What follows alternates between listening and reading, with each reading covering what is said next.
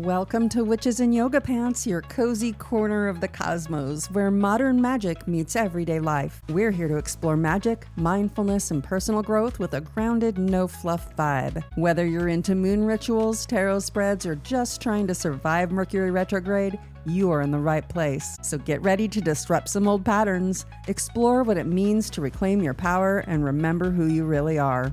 So pull up your yoga mat, light a candle, and let's get into it.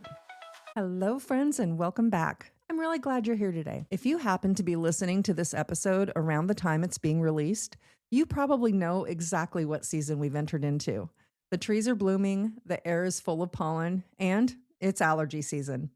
And of course, there are very real physical reasons why our bodies respond the way they do this time of year. When something like pollen enters our body, the immune system sometimes identifies it as a threat, and it launches a response meant to protect us. Histamines get released, inflammation shows up, and the body starts doing everything it can to push that substance back out.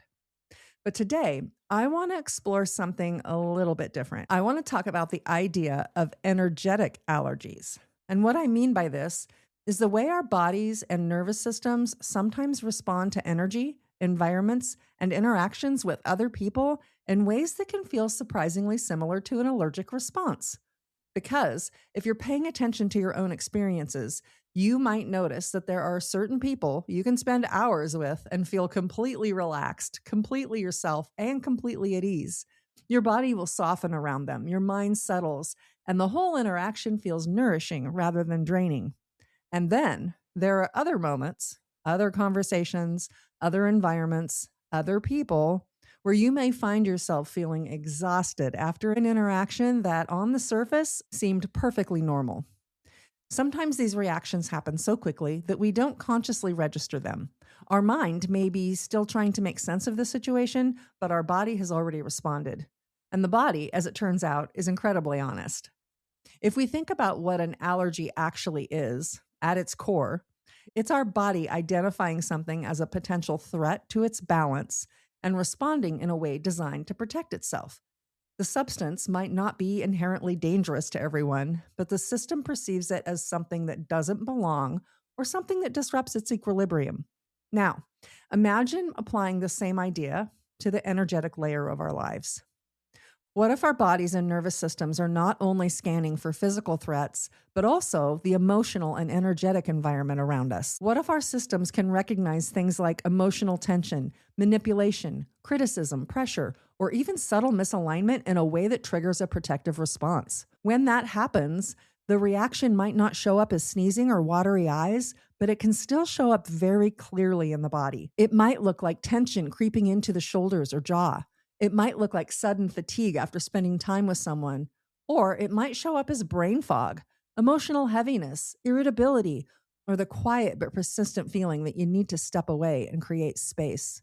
Many of us have experienced this without necessarily having language for it. You might leave a conversation and feel completely drained, even though nothing dramatic happened.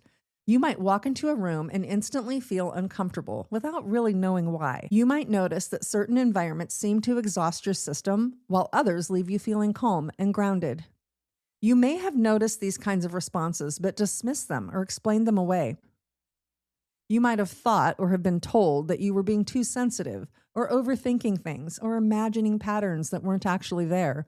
But the more we learn about the nervous system, emotional regulation, and the way humans influence each other energetically, the more we begin to understand that our bodies are constantly receiving subtle information.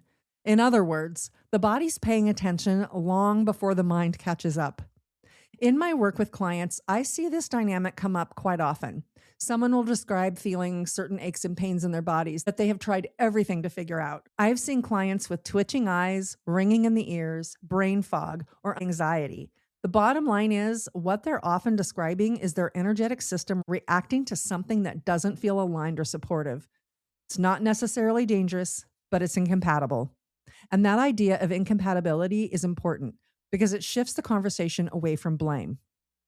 Just like pollen isn't bad, even though some bodies react strongly to it, the pollen isn't intentionally harming anyone. It's simply something that certain systems recognize as something they cannot comfortably process.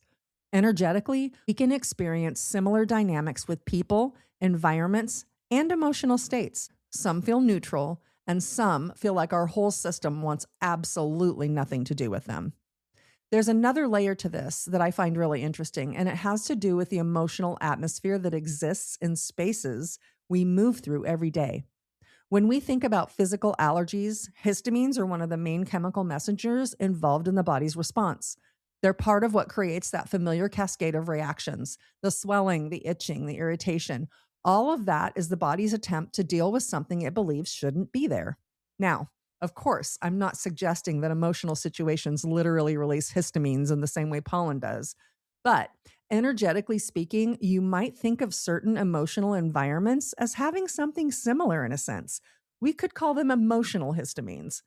Have you ever walked into a room where something clearly happened before you arrived? No one said anything yet, but you can feel the tension in the air. Conversations are shorter, energy feels thick or quiet, and it's uncomfortable in a way that's hard to explain. Your body registers that immediately. Or maybe you've been in a conversation where someone is smiling and speaking politely, but underneath the words, there's frustration, resentment, manipulation, or criticism that hasn't actually been expressed. Even if no one names it directly, the emotional charge is still present in the room. And for people who are even moderately sensitive to energy, those emotional currents can be felt quite clearly. And just like with a physical irritant, the nervous system may be reacting. The body might tighten, your breath might subtly become shallow. You might feel that urge to withdraw or distance yourself without really realizing why. What you're sensing in those moments is often the emotional energy that hasn't processed or expressed in a healthy way. And because humans are incredibly social and interconnected creatures, our nervous systems are constantly responding to the emotional states of the people around us, especially those of us who have open or undefined emotional solar plex centers in our human design chart. People with this type of openness might be especially sensitive to energy and emotions around them. This is part of how empathy and co-regulation work. When someone is carrying a large amount of unresolved emotional energy, whether it be anger, anxiety, control, shame, grief, that energy doesn't stay neatly contained within them. It moves. It moves through the interaction, through the conversation, and through the environment. Some nervous systems are more open and pick that up very quickly. So, when people describe themselves as feeling overwhelmed in certain environments or needing time alone after intense social situations, it isn't necessarily because they're fragile or incapable of handling the world. Very often, it simply means their nervous system is accurately perceiving the environment around them. One of the reasons this can be confusing is because many of us were conditioned to override those signals. From a very early age, we're often taught to prioritize politeness over instinct, harmony over honesty, and endurance over our boundaries. So when the body quietly whispers, "This doesn't feel good," we push through it anyway. But the body doesn't stop communicating simply because we ignore it. Over time, the signals tend to become stronger, and what once showed up as subtle discomfort might begin appearing as chronic exhaustion, reoccurring headaches, emotional overwhelm, or the need to withdraw and recover after certain interactions. And this isn't about labeling people as having bad energy. It's often simply about energetic compatibility. Some people regulate our nervous systems just by being themselves. Their presence feels calm, steady, and easy to be around. And other people carry a lot of emotional intensity: stress, frustration, anxiety, control. And even when that isn't intentional, our nervous system still registers it. For individuals who are intuitive, empathetic, or sensitive to subtle shifts in energy, these emotional currents can be felt very strongly. The body may respond by tightening, pulling inward, or creating distance. And there is nothing wrong with being sensitive. The body is doing exactly what it was designed to do, protecting its balance. Another way to think about this is through the lens of what we might call energetic immunity. When we talk about physical health, we often speak about the immune system and how it learns over time to recognize what belongs in the body and what doesn't. A strong immune system doesn't mean the body never encounters irritants or viruses or bacteria. It simply means the system is better equipped to recognize what it's dealing with and respond appropriately. Energetically, something very similar happens as we grow in self-awareness. Early in life, many of us move through the world without a clear understanding of our own energetic boundaries. We absorb the moods of people around us. We take on emotions that don't actually belong to us. And we stay in environments that drain us because we assume that's simply part of being a responsible or kind person. But as awareness develops through experience, through intuition, through the quiet noticing of how our body responds to the world, we begin to recognize that not every emotion in the room belongs to us. Not every energetic current needs to be carried by our nervous system. And not every interaction requires us to override what our body is clearly telling us.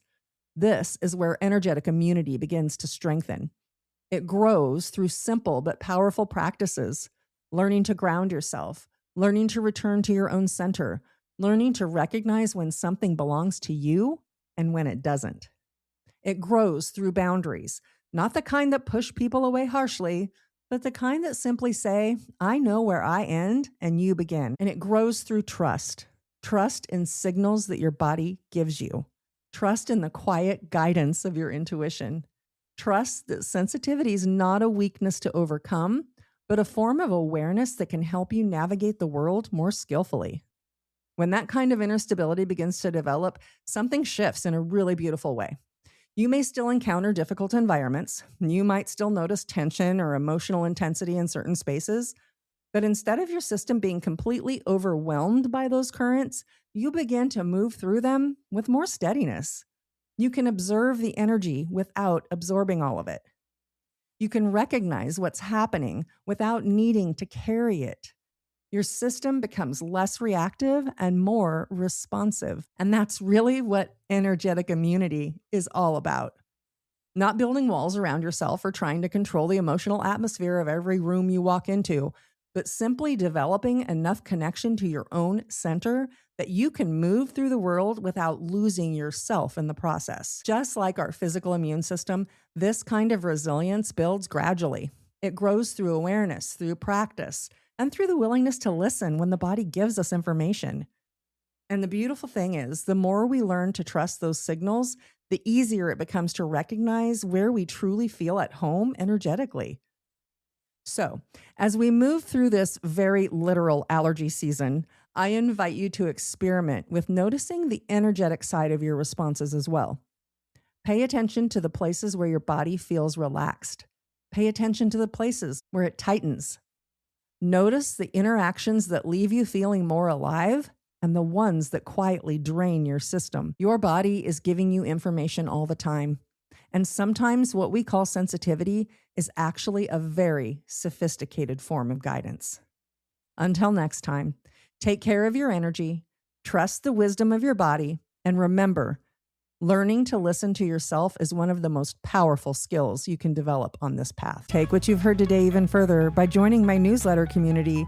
Each week, you'll receive journal prompts and reflections connected to the episode that are designed to guide you in bringing these conversations off the podcast and into your own journey. Let's keep going deeper together. The link is waiting for you below.